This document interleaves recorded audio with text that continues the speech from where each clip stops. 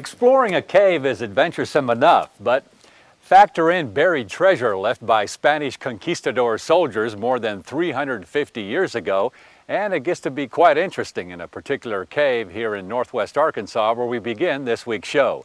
And then we'll take you along Seven Hollows Trail at Petit Jean State Park and close it out at Bald Knob National Wildlife Refuge.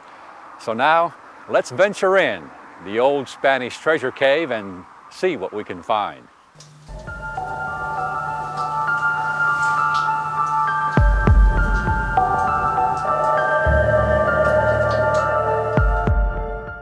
The old Spanish treasure cave is located about 2 miles north of Gravette off Highway 59.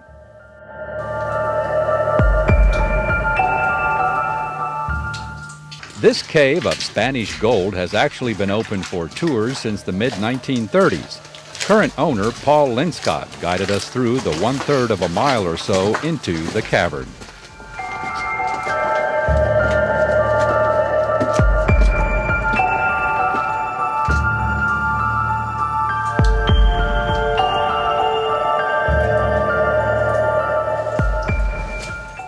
We are now in the council room. 350 years ago, the Spanish Conquistadors, what they did is they first traveled from deep into Mexico, and they were stealing and raiding from the Indian settlements like the Aztecs and the Mayans, and that's where they accumulated their treasure.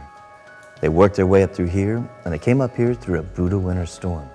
A lot of the horses were dying off, the carts were breaking down, and that's why they took shelter inside the cabin, and they camped out here in this room. Off of the council room, there's a natural chimney, and they had a campfire underneath that natural chimney, and that's how they got caught. You see, the Conquistadors, they pillaged and raided a lot of Native American settlements along their way, and one of the last settlements they raided them while the Braves were out hunting. When they came back, the village was destroyed, so they started tracking them down, and they eventually found them because they saw the smoke coming at the top of the mountain.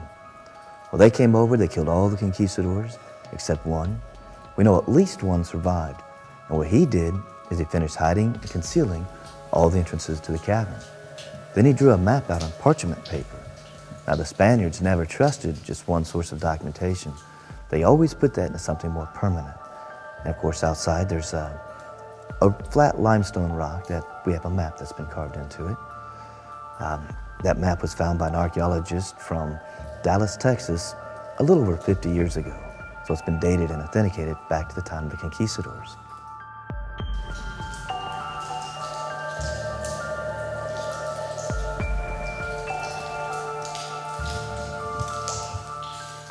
Remnants of attempts to excavate the estimated $40 million worth of hidden gold can still be found in the cave.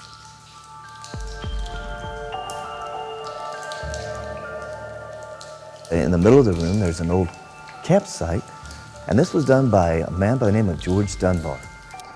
Back in 1908, he started one of the first mining operations here in Arkansas called the Sulphur Springs Cave Company. They installed small gauge rail tracks through the cavern. They had little donkeys pulling ore carts over those tracks as they were excavating and searching for the treasure.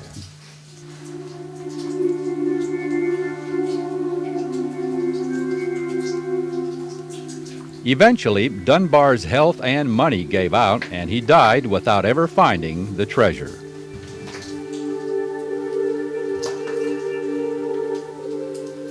Throughout the years, many other treasure hunters made attempts to retrieve the long-lost gold of the Spaniards, but failed as well.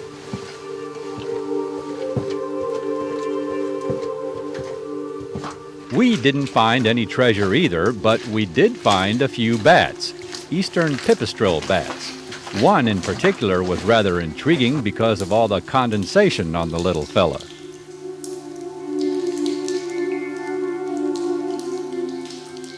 You will also find in this cave fossils of some rare species of animals that lived here when the area was an ancient shallow sea.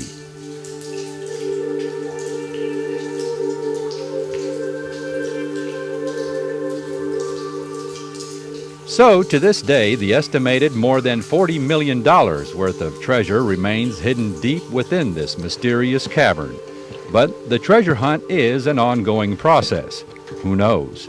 Along with walking through a piece of Earth's history and taking in all the unique cave formations, Maybe one day you will be the lucky one to stumble upon the long-lost treasure in the cave of Spanish gold.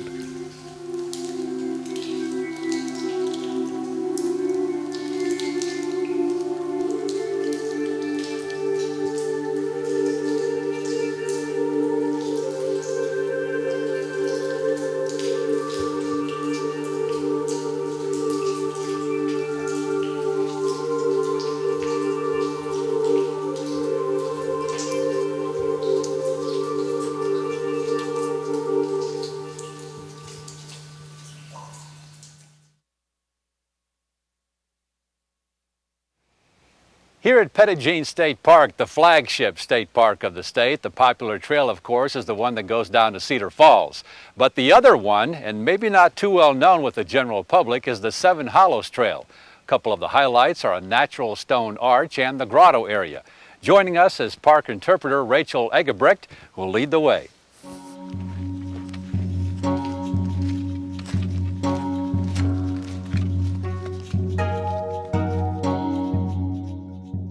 A hike along the Seven Hollows Trail is enjoying a hike that inspired the creation of Arkansas's first state park, Petit Jean.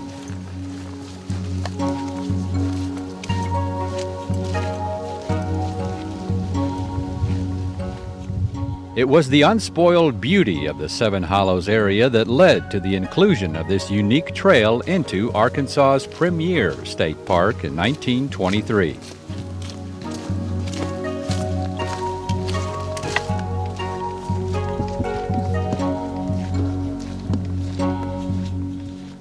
Seven Hollows Trail is located in the west section of Petit Jean State Park, 1 mile past Mather Lodge off Highway 154. The two major points of interest along this trail are the natural stone arch and a Native American bluff shelter with a waterfall known as the Grotto.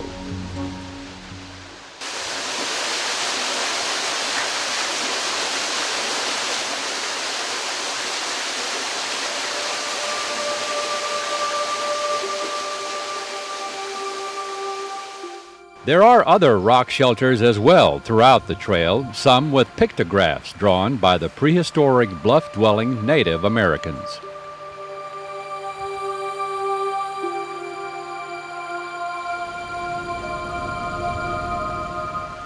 All of the hollows that you'll hike through have been carved out by several streams, and all these streams still exist in the center of the hollows. You will cross them at least a dozen times throughout the hike.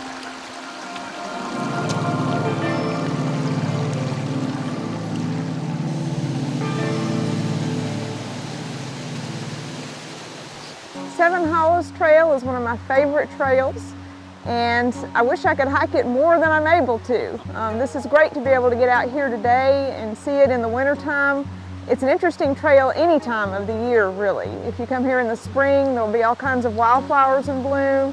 In the summertime, this can be a good place to stop and cool off. And in the fall, you have a chance to see fall foliage. And of course, in the winter, like now, you can see the exposed rock a lot more easily than you can the other seasons of the year. So this is just a great place to come and hike. It's about a 4-hour hike if you do it at a leisurely pace, because the trail is 4.5 miles long. So you want to be sure and allow yourself plenty of time. Wear good, sturdy shoes. Hiking boots are good. Take plenty of water with you. This looks like it might be good water to drink, but it's always best to carry your own water supply with you. And a snack would be nice too. I like to come here and sometimes just sit and relax, and it's not as crowded as some of the other areas of the park. That's one thing that's nice about this trail. And if you come here in the summertime, there's always a chance that you might get to see, if you're lucky, a lizard that lives in Arkansas but is rarely seen, and it's called the eastern collared lizard. It's a very colorful lizard. It can grow up to be about 14 inches long, including the tail, so that's really large for a lizard in Arkansas. It may scare somebody along the trail. It might. Like I said, you see one if you're really lucky. And the best places to look are out in the open areas. They might be out basking on a rock in the sunshine. And they used to be called mountain boomers, interestingly enough, but their real name is eastern collared lizard. Now, another creature out here that you may not want to run into, I understand, is the diamondback rattler. That's correct. If you come out here during the warmer times of the year, always be sure to watch your step. You just never know where there might be a rattlesnake. And the western diamondback rattlesnake is actually one of several different rattlesnake species that can be found in this area. So it's always a good idea, wherever you go, to always be watching your step.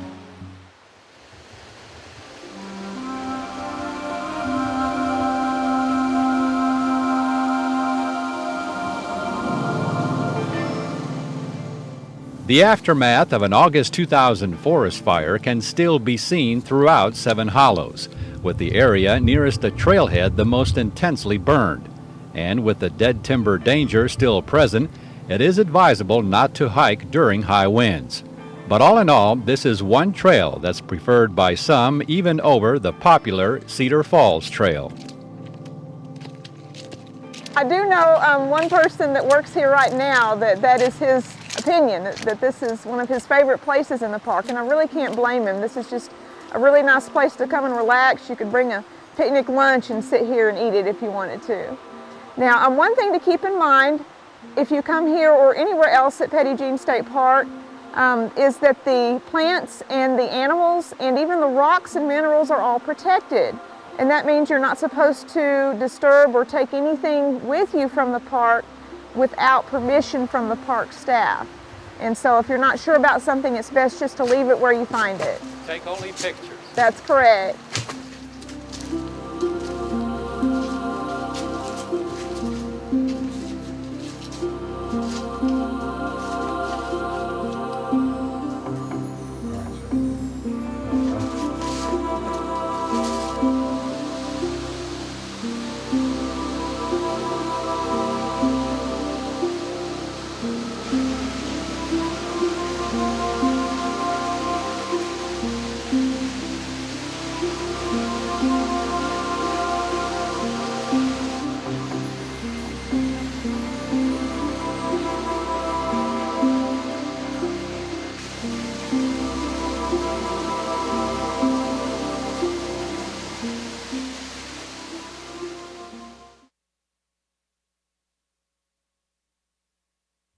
Indian mounds. What's hidden underneath them is a wealth of information. Take Parkin Archeological State Park in the Mississippi Delta region, not too far from Forrest City. What's been discovered here is not only one of the first names of an Indian chief, but also this, head pots, a rare form of prehistoric Native American pottery.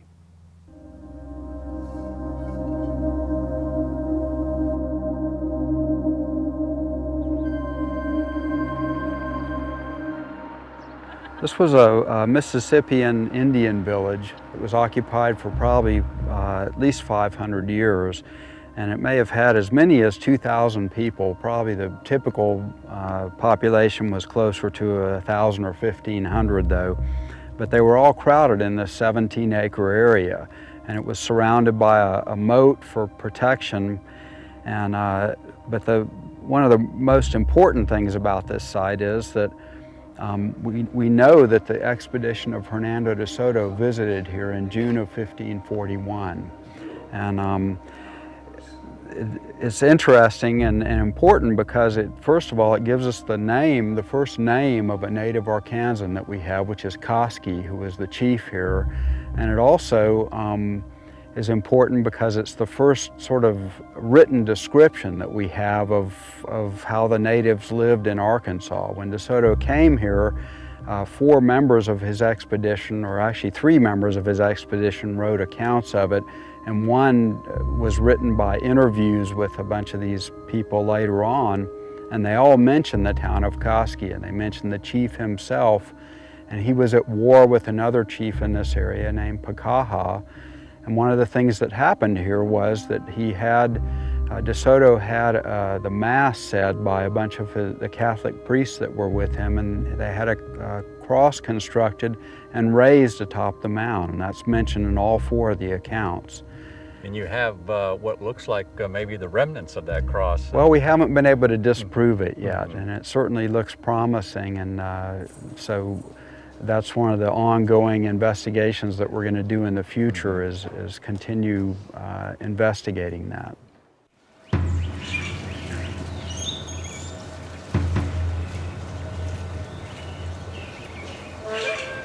Chief Koski's mound was originally flat-topped. Platform mounds were common in Mississippian-era Native American villages. And the mound here was actually the platform for his house, and all the Spanish accounts tell us that. So he was literally and figuratively above his people, you could say. And on the lower portion of the mound, the accounts also mention that some of his wives and close relatives lived in other little buildings down on the lower portion of the mound.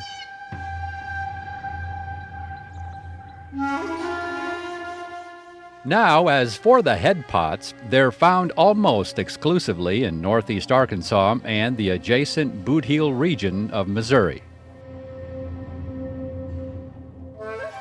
Pretty much they're all restricted to this one region, and they're fabulous works of art by anybody's estimation. They really are. They're very, a lot of them are very lifelike depictions of people, and they were all done by hand, and a lot of them are painted sort of elaborately. And there's some debate about what these represent. They could be portraits of revered ancestors, something of that sort, or they could be trophy heads. You know, in other words, where somebody had killed another warrior in battle and took his head and basically brought it back and had a potter make an exact portrait of it, and then you discard the head and you have this trophy basically. And you know, we don't think that they're actually like death mask portraits of the people that they're buried with, and they are almost always found with human burials, because if somebody died, and these do appear to represent somebody who's dead, not alive, and if somebody died, it would take so long to produce one of these things from start to finish that it wouldn't really be feasible to wait that long to have to bury somebody who had passed away.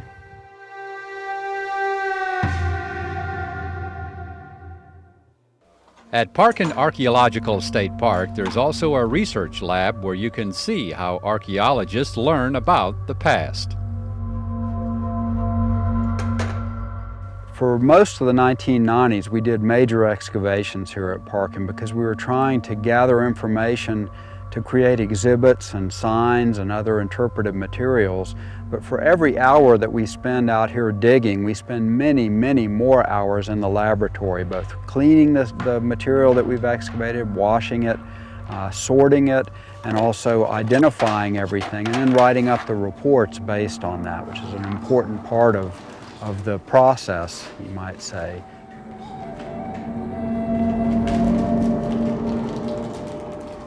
As part of the ongoing research, some light has been shed as to what might have happened to this Native American village at Parkin.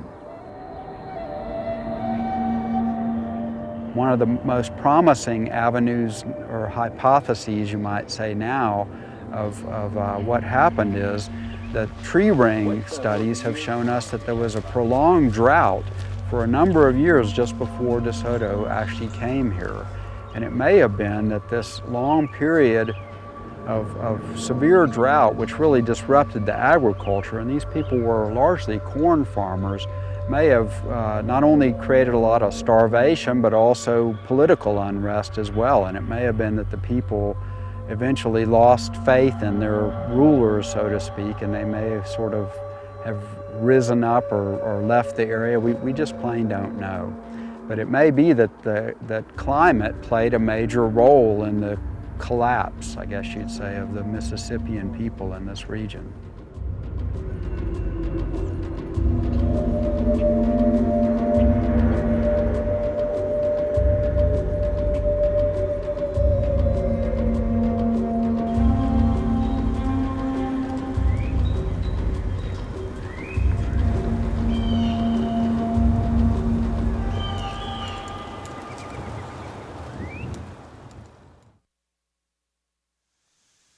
For decades, Bald Knob has been known as the strawberry capital of the world. Well, since the 1990s, Bald Knob can lay claim to a different notoriety as far as wildlife is concerned, with the Bald Knob National Wildlife Refuge. Let's take you through it.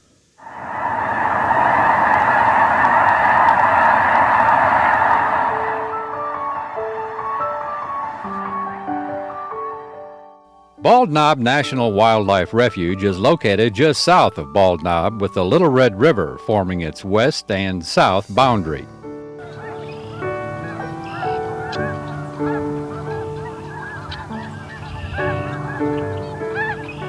This entire area was once a rice farm before becoming a part of the National Wildlife Refuge system.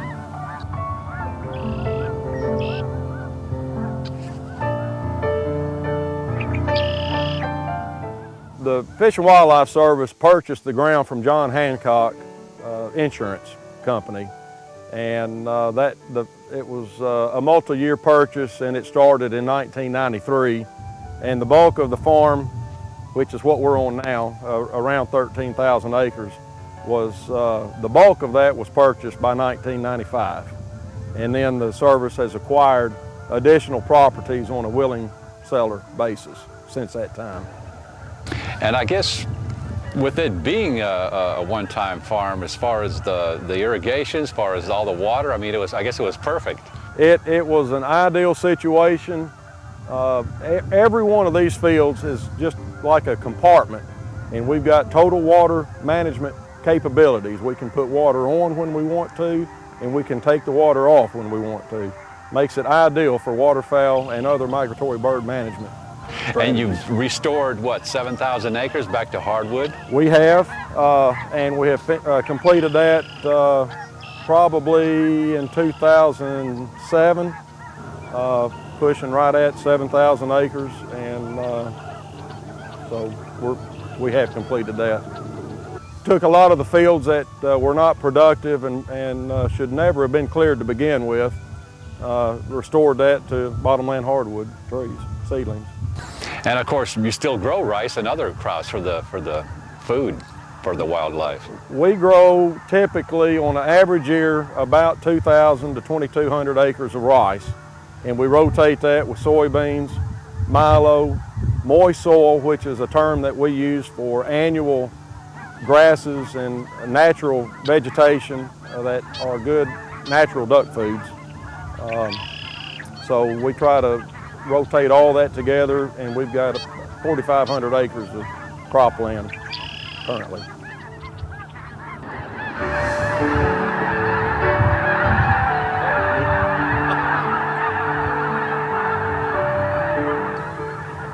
During late fall through winter, large, and we do mean large, concentrations of blue, snow, Canada, and white-fronted geese can be seen out in the fields feeding on the stubble left from farming.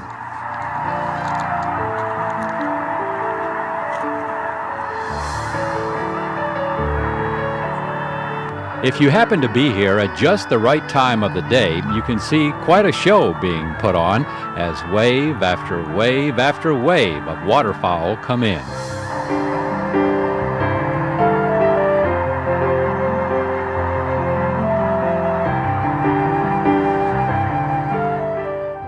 Keep in mind, though, that the Waterfowl Sanctuary is closed from November 15th through February 28th to reduce waterfowl disturbance.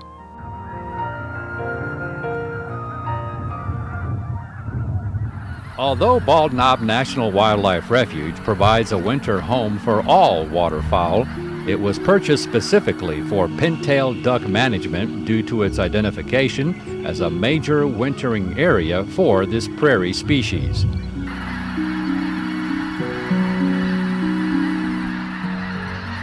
This is the largest staging area for northern pintails in the state, and they like open cropland, rice fields in particular. It's just another ideal habitat for the pintails, and they have responded likewise to our management techniques.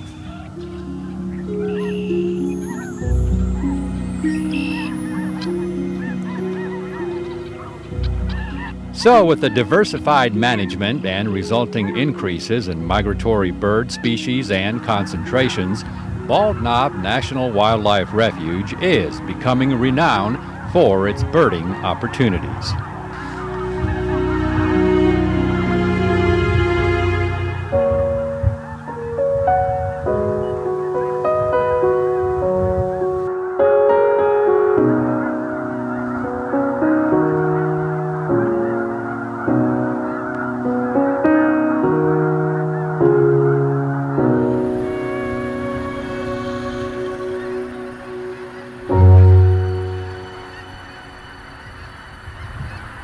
So if you're ever in the Bald Knob area, take the side trip to Bald Knob National Wildlife Refuge. And for more on this destination, plus many of our others, and to read my blog or to order a copy of an episode, visit our website, aetn.org/exploringarkansas. And we'll see you again the next time for another exciting adventure on Exploring Arkansas.